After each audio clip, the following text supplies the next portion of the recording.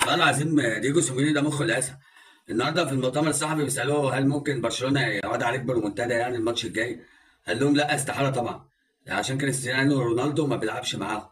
شفت الراجل ده وصلهم لايه؟ كريستيانو رونالدو وصلهم ان هم بيعايروا بعض بايه؟ اه والله العظيم حاجه غريبه. كمان انتوا عظيمه يا الدول. يا سلام.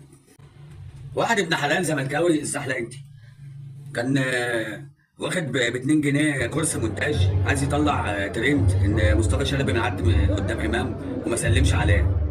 احب انا بقى اكمل وانا لو واخد كورس ولا مش كورس. اكمل لكم بقى الفيديو، كمل بس الفيديو، كمل الفيديو. آه.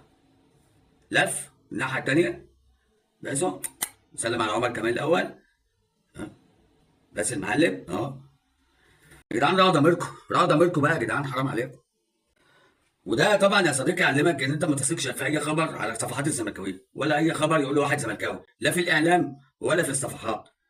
يلا، في النهايه لو عجبتكم الحلقه ما تنساش تحط لايك، ولو عايز تسالنا على حاجه سيبها في الكومنتات، وطبعا ما تنساش الاشتراك في القناه، الاشتراك في القناه يا صاحبي عشان نبقى حلوين مع بعض كده، ماشي.